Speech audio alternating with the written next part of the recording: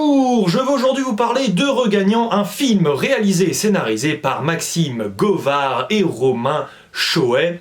Un film que j'attendais tout particulièrement au vu de son casting 4 étoiles avec Fabrice Eboué qui nous revient après son film Barbac qui était vraiment très bon par ailleurs. Nous avons aussi Anouk Grimbert, nous avons Audrey Lamy, nous avons également forcément Cole Duffy, nous avons Pauline Clément, bref une ribambelle d'acteurs et d'actrices que j'affectionne, donc tant mieux pour un film dont je ne savais rien du scénario, si ce n'est qu'au vu du titre je me doutais assez aisément, je ne suis pas complètement à côté de la plaque encore, je l'espère bien, que le film allait nous raconter l'histoire de personnes qui tout à coup se mettent à gagner plein d'argent, deviennent immensément riches en gagnant le jackpot au loto, par un jeu du hasard ou au petit bonheur la chance, c'est un peu l'idée, et c'est pour ça d'ailleurs que je porte cette magnifique chemise, parce que quand on a plein d'argent, on peut faire le tour du monde, et donc forcément on peut être accoutré comme je le suis, c'est-à-dire de manière assez folklorique. C'est un film dont j'ai cherché pendant la plupart du temps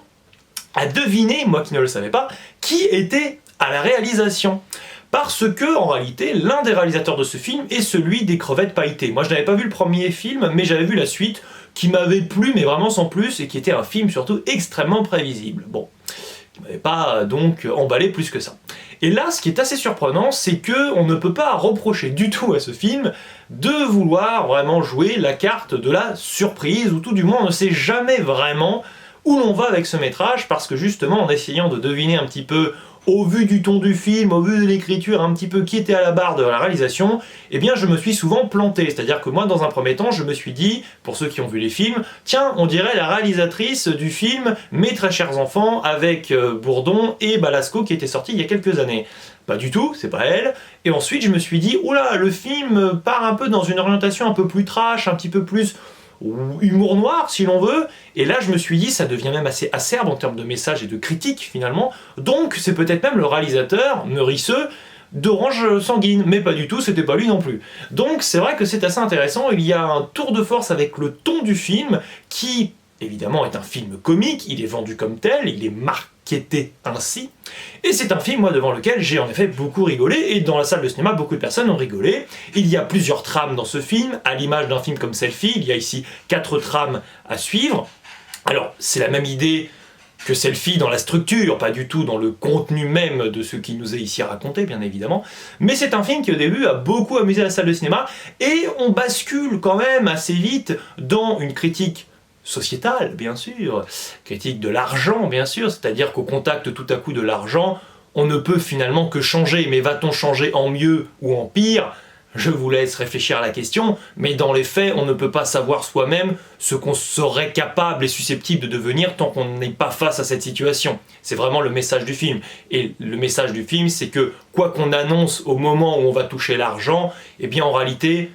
ensuite, c'est l'argent qui nous possède, et nos comportements, nos valeurs, nos mœurs, tout ce que vous voulez, tout ce qui faisait de nous peut-être quelqu'un de bien ou de pas bien, eh bien peut être complètement reconfiguré. Reconfiguré, mais de manière vertueuse ou néfaste. Et ça, c'est une intelligence profonde et prodigieuse qu'a le métrage, c'est que, en voyant une galerie de personnages gagner un tas d'argent, on est persuadé, et c'est pas bien, hein, c'est-à-dire qu'on stigmatise certaines personnes en se disant « Mon Dieu !» tel profil vient de dégoter une somme pharaonique d'argent, ça risque d'être une catastrophe, et peut-être pas tant que ça finalement, et de l'autre on peut se dire, allez, je peux aller me coucher tranquille, que cette personne ait plein d'argent entre les mains, visiblement ça ne fera pas de dégâts. Eh bien, on va de surprise en surprise avec ce film, et ça c'est vraiment agréable, et donc on bascule en effet de plus en plus dans un humour noir, moi qui m'a beaucoup amusé, c'est-à-dire qu'en fait à un moment donné, c'est tellement la critique des comportements qui prend le pas sur le reste, que même dans les phases où nos personnages que l'on suit depuis quelques minutes sont en délicatesse, voire même connaissent de sacrés problèmes, et bien moi j'étais mort de rire dans la salle de cinéma. Mais, je tiens à vous prévenir, j'étais quand même un peu le seul à me marrer, à me fendre la poire dans ces moments-là, parce que visiblement les personnes dans la salle de cinéma, elles étaient plutôt, disons, gênées par ce qui se passait. Et moi je trouvais que c'était justement un parti pris assez fort que de se fier finalement, c'est vraiment ça, à cette idée thématique du, c'est assez bête dit comme ça, hein, mais on a plein d'argent, on ne sait pas comment on pourra réagir face à ça, Et moi je trouve que c'est quand même super intéressant. C'est une question, mine de rien, moi qui revient souvent à des repas de famille, et c'est rigolo justement parce qu'il y a une personne dans ma famille qui a une posture qui est vraiment figée sur la question, à savoir, moi si je gagne un tas d'argent, je ne changerai pas. Il y a un personnage qui m'a beaucoup fait penser à cette personne de ma famille justement dans le film, mais on est un petit peu surpris justement. Donc moi je trouve que ça interloque, ça suscite vraiment un intérêt, donc je vous encourage vraiment fortement à voir ce film. Je tiens évidemment à souligner la performance de ce casting qui a été vraiment très très bien choisi, c'est-à-dire que Fabrice Eboué a une capacité, je dirais, d'alchimie à chaque fois avec la femme avec laquelle il se retrouve en couple. C'est vraiment à chaque fois prodigieux, ça fonctionne totalement, ça opère vraiment. Audrey Lamy joue au début un personnage assez habituel finalement de sa filmographie, c'est-à-dire assez hargneux, mais il se révèle beaucoup plus intéressant et nuancé qu'il n'y paraît, je dirais. Ça, c'est aussi un point à souligner. Nous avons aussi de très belles performances de Cole Duffy et de Pauline Clément, qui auraient presque pu intervertir leur rôle par ailleurs. Ça aurait pu être intéressant, mais elles sont vraiment excellentes également. Et alors, moi, j'ai envie d'insister quand même sur la performance à nouveau d'Anouk Grimbert, qu'on a déjà vu cette année dans le film Bonnard. Anouk Grimbert, elle est tout simplement prodigieuse parce qu'elle n'a pas besoin de faire grand-chose pour être vraiment puissante en émotion. C'est-à-dire que sa simple voix, posée très calmement, véhicule absolument tout ce qu'il faut. Et ça, c'est vraiment très fort parce qu'au vu de la trajectoire de son personnage, on a vraiment un sentiment qui est assez douloureux avec son personnage et tous les choix de vie finalement que ce personnage va décider d'emprunter.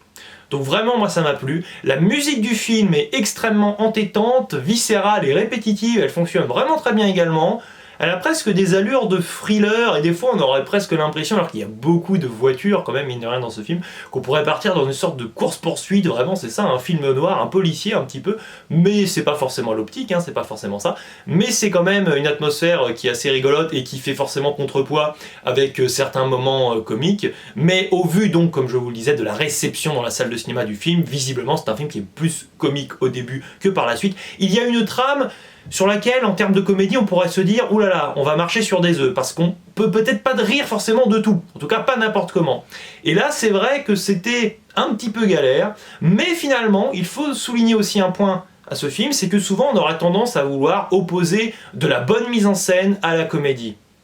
C'est pas forcément le cas. Et là d'ailleurs ici, il y a des moments comiques qui fonctionnent et qui sont ensuite vraiment achevés, si je puis dire, avant de passer à un autre axe comique, et bien qui sont ici achevés par une idée de mise en scène.